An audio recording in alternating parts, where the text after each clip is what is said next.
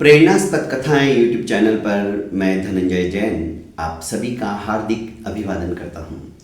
छोटी सी कहानी डीजे की जुबानी। कर्मफल हर एक को भोगना पड़ता है।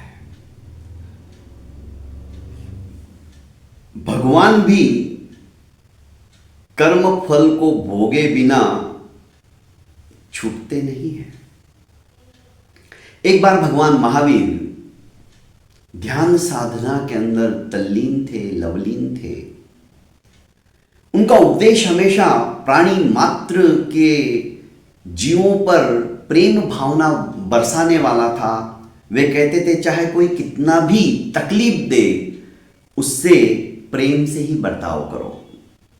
एक व्यक्ति को यह बात समझ में नहीं आई कि इनके कथनी और करनी में फर्क तो होगा ही। ये प्रेम प्रेम की बातें करते हैं, भला कोई तकलीफ यदि किसी को देगा तो कब तक वो प्रेम करेगा उससे। बस ऐसे कुत्सित विचार उसके मन मस्तिष्क में आते ही उस व्यक्ति ने एक लकड़ी का छोटा सा टुकड़ा लिया और भगवान महावीर के कान में डालकर ठोकने लगा। असह्य पीड़ा। पर भगवान महावीर शांत रहे, ध्यानस्थ रहे। वे जानते थे शरीर मेरा नहीं है, ये तो किराए का घर है, एक दिन छोड़कर जाना है। जब वे विचलित नहीं हुए तो इसने दूसरा टुकड़ा उठाया लकड़ी का और दूसरे कान में भी ठोकना शुरू कर दिया। खून बहने लगा। भगवान महावीर के आंखों से अश्रुपात होने लगे। यह व्यक्ति कहने लगा कि तुम रो रहे हो पर बोलते क्यों नहीं हो, तुम्हें असह्य पीड़ा हो रही है। उसने बहुत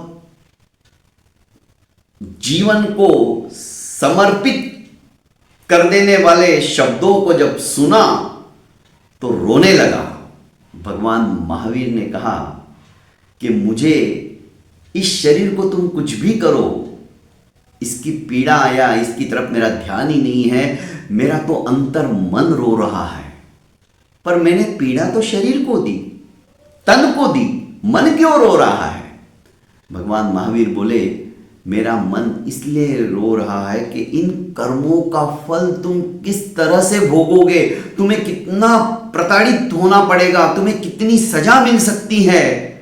क्योंकि कर्म किसी को छोड़ते नहीं है। बस तुम्हारे उस दुख की कल्पना करने मात्र से मेरा मन द्रवित हो रहा है, मेरा मन रो रहा है।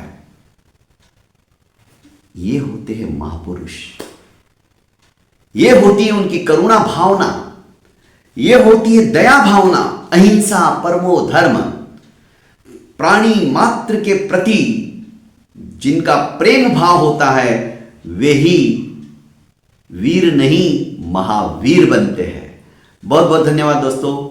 प्रेरणास्पद कथा यूट्यूब चैनल को लाइक कीजिए, सब्सक्राइब कीजिए और ज़्यादा से ज़्यादा अपनों को शेयर कीजिए। प्रणाम।